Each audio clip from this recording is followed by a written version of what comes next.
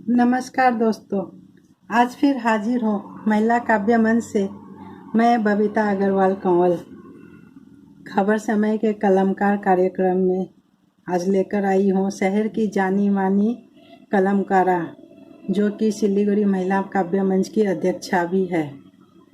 आप शिक्षिका है एवं साहित्य के क्षेत्र पर दिन नई ऊंचाइयों को छू रही है। आप देश विदेश के मंचों पर भी अपनी प्रस्तुति देती रहती है। आपकी 2 काव्य संग्रह की पुस्तकें प्रकाशित हो चुकी है, अस्मिता की तलाश एवं मयूर पंख ख्वाहिशों के। तो दोस्तों, तैयार हो जाइए दिल थाम कर हमारी आज की मेहमान से मिलने के लिए। सच में इनकी रचनाएं दिल की गहराइयों को भेद जाती है। तो एक मुलाकात आज की मेहमान श्रीमती वंदना गुप्ता जी से। स्वागत है वंदना गुप्ता जी आपका खबर समय के कलमकार कार्यक्रम में। नमस्कार। सबसे पहले मैं खबर समय को धन्यवाद देना चाहूंगी, जिन्होंने सिलीगुड़ी महिला काव्य मंच की कवित्रियों को कलमकार के अंतर्गत अपनी रचनाओं की प्रस्तुति का एक सुनहरा अवसर प्रदान किया। दोस्तों, आज के हालात बहुत खराब हैं, बहुत नाजुक स्थितियां हैं। इस नाजुक स्थितियों पर सबसे पहले एक शेर कि चलो मोहब्बत की बात करते हैं, चलो मोहब्बत की बात करते हैं, इंसानियत की बात करते हैं। चलो मोहब्बत की बात करते हैं, इंसानियत की बात करते हैं। और लोग करते हैं बातें गुजरे जमाने की, हम आज के हालातों की बात करते हैं, हम आज के हालातों की बात करते हैं। तो आज के हालातों को लेकर एक कविता, शीर्षक है इस मारक समय में। इस मारक समय में बदल रही है संरचना समाज की। इस मारक समय में बदल रही है संरचना समाज की। मानवीय मूल्यों के क्षरण की नाजुक स्थितियों में, मानवीय मूल्यों के क्षरण की नाजुक स्थितियों में जुड़ गया है एक नया मुहावरा व्यक्तिगत सामाजिक दूरी का। जुड़ गया है एक नया मुहावरा व्यक्तिगत सामाजिक दूरी का। अब गले लगाना तो दूर, अब गले लगाना तो दूर, भरोसे के हाथ भी बना रहे हैं दूरियां। अब गले लगाना तो दूर, भरोसे के हाथ भी बना रहे हैं दूरियां। कांधे पर सर रखकर जार जार रोना तो दूर की बात है। कांधे पर सर रखकर जार जार रोना तो दूर की बात है। जुबां पर भी लग गया है ताला, जुबां पर भी लग गया है ताला। ये भरोसे का समय तो नहीं, ये भरोसे का समय भी तो नहीं, पर इस कठिन समय में मैं करना चाहती हूँ भरोसा तुम पर। इस कठिन समय में मैं करना चाहती हूँ भरोसा तुम पर। बनना चाहती हूँ बीहड़ों के साथी, बनना चाहती हूँ बीहड़ों की साथी। धुंध के चिलमन से परे देखना चाहती हूँ उजास का सूरज, धुंध की चिलमन से परे देखना चाहती हूँ उजास का सूरज। हथेलियों पर तुम्हारे। मेरी दूसरी कविता का शीर्षक है प्रेम की प्रतिलिपियां। काश काश तुम सुन पाते मौन में गढ़े उन अल्फाजों के कसीदों की कसक। काश तुम सुन पाते मौन में गढ़े उन कसीदों की कसक, जो काढ़े गए थे धड़कनों में तुम्हारे लिए, जो काढ़े गए थे धड़कनों में तुम्हारे लिए। मेरी धड़कनों में जब्त विसुर्ख आरजुएं मेरी, मेरी धड़कन में जब्त विसुर्ख आरजुएं मेरी गाती हैं तरन्नुम। मेरी धड़कनों में जब्त विसुर्ख आरजुएं मेरी गाती हैं तरन्नुम। बचाती हूँ मैं इन्हें बदलते मौसम की तासीर से, बचाती हूँ इन्हें मैं बदलते मौसम की तासीर से। काश काश तुम देख पाते मेरे हृदय के गोपन को, काश तुम देख पाते मेरे हृदय के गोपन को। जहां बसाया है मैंने हरा भरा गोकुल, जहां बसाया है मैंने हरा भरा गोकुल। दीवारों पर लिखी हैं प्रेम की प्रतिलिपियां, दीवारों पर लिखी हैं प्रेम की प्रतिलिपियां मौन की भाषा में।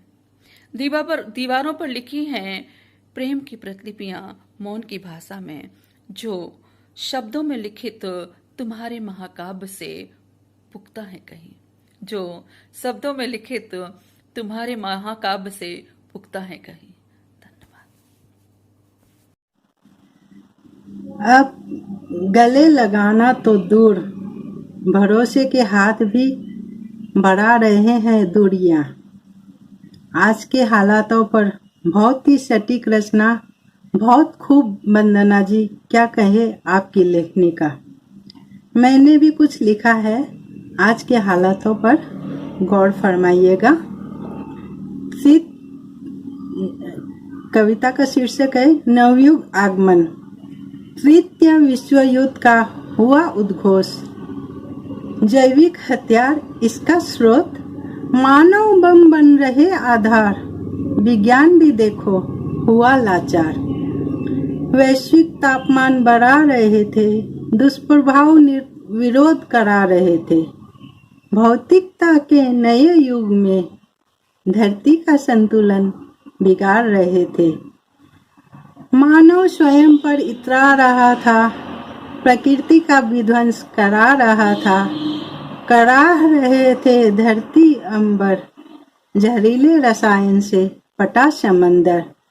कोरोना वायरस का वार हुआ है, मानव से मानव पर प्रहार हुआ है। दूषित वातावरण स्वच्छ हुआ है, जब से इंसान घर कैद हुआ है। हिमालय की आभा चमचमा रही, पोखर बावड़ी मुस्कुरा रही। पारदर्शी शीशे सा दमकता समंदर, जलपरियां उसमें गुनगुना रही। अलहर जवानी का रंग लिए, नई ऊर्जाओं का स्रोत लिए। दिव्या आभाओं से दमकती हुई, देखो प्रकृति खिलखिला रही। हवाओं में जैसी मिश्री घुली है, हवाओं में जैसे मिश्री घुली है। हौले से मुझको थपकी मिली है। स्वच्छ वातावरण साथ लेकर नए युग की आने की आहट सुनी है। हवाओं में जैसे मिश्री घुली है, हौले से मुझको थपकी मिली है। स्वच्छ वातावरण साथ लेकर नए युग के आने की आहट सुनी है। उम्मीद करती हूँ बहुत जल्द इस महामारी से पूरे विश्व को छुटकारा मिल जाएगा। और अब फिर आगे बढ़ते हैं वंदना जी की एक और रचना को सुनने के लिए। मेरी अगली कविता का शीर्षक है इबादत की तहरीर। मेरी अंतरंग सखा, इस तरह तो ना करो तुम परिभाषित मेरी इबादत की तहरीरों को। मेरे अंतरंग सखा, इस तरह तो ना करो तुम परिभाषित मेरी इबादत की तहरीरों को। बदलते मौसम और उतरती चढ़ती ऋतु चक्रों के बीच सृजित होती हैं न जाने कितनी रचनाएं मेरी उजास को सहेजती। बदलते मौसम और उतरती चढ़ती ऋतु चक्रों के बीच सृजित होती हैं न जाने कितनी रचनाएं मेरी उजास को सहेजती। मेरे अबोध हृदय की धड़कनें, मेरे अबोध हृदय की धड़कनें जपती हैं तुम्हारा नाम। मेरे अबोध हृदय की धड़कनें जपती हैं तुम्हारा नाम। माधव, माधव मैं खोजती हूँ तुम्हारा विराट स्वरूप, अनंत में खुद को हार कर। माधव मैं खोजती हूँ तुम्हारा विराट स्वरूप, अनंत में खुद को हार कर।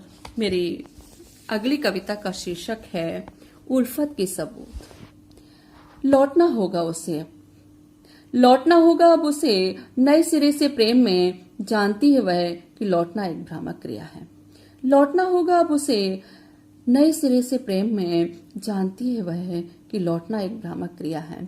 पर मृत तृष्णा का बवंडर लिए खोजना चाहती है वह सूरज के कई रंग आंखों में उसकी। पर मृत तृष्णा का बवंडर लिए खोजना चाहती है वह सूरज के कई रंग आंखों में उसकी। और चाहती है उसकी उल्फत के सबूत भी, और चाहती है उसकी उल्फत के सबूत भी। जानती है वह, जानती है वह कि प्रेम कोई इबारत नहीं। जानती है वह कि प्रेम कोई इबारत नहीं, ना ही दस्तावेजों का पुलंदान। जानती है वह कि प्रेम कोई इबारत नहीं, ना ही दस्तावेजों का पुलंदा। पर आंखों में इबादत की तस्वीर लिए, पर आंखों में इबादत की तस्वीर लिए सुनना है उसे ढाई आखर की अनगूंज में सप्त स्वरों का देव संगीत। पर आंखों में इबादत की तस्वीर लिए सुनना है उसे ढाई आखर की अनगूंज में सप्त स्वरों का देव संगीत। और देह की सरहदों के परे, और देह की सरहदों के परे समा जाना है रूह में उसकी, और देह की सरहदों के परे समा जाना है रूह में उसकी। धन्यवाद। अबोध हृदय की धड़कनें जपती है तुम्हारा नाम, आंखों में इबादत की तस्वीर लिए सुनना है उसे। वाह वंदना जी, आपके नाम के स्वरूप ही आपकी रचना, बहुत खूब, बहुत लाजवाब। आप आज इस मंच में आई, आपका बहुत बहुत धन्यवाद। और अब मैं एक रचना सुनाने जा रही हूँ जो देश के लिए शहीद हुए हैं, उन जवानों के लिए। ये रचना उन्हीं को समर्पित है, आपके समक्ष प्रस्तुत करती हूँ। कब तक देते रहेंगे कुर्बानी देश के जवान, कब तक देते रहेंगे, कब तक होते रहेंगे शहीद देश के जवान, कब तक जलाते रहेंगे लौ श्रद्धांजलि के नाम पर, कब तक सिसकते रहेंगे परिवार अपनों को खोकर, कब तक सहते रहेंगे मनमानी पड़ोसी मुल्क की, कब तक पीटते रहेंगे ढोल अमन के नाम की, कब तक टूटते रहेंगे चूड़े सुहाग के, कब तक बिलखते रहेंगे बच्चे बिन बाप के, कब जगते हैं ये कुर्सी पर बैठने वाले, कब रोते हैं ये कोई सैनिकों की मौत पर, धो लेते हैं चादर अपनी करके दिखावा आडंबर का, फर्ज अपना निभा लेते हैं लगाकर नारा जय हिंद का। कब तक कब तक कब तक। इसी के साथ विदा चाहती हूँ। धन्यवाद। कल इसी मंच पर इसी समय फिर मिलेंगे नए रचनाकार के साथ। जय हिंद, जय भारत।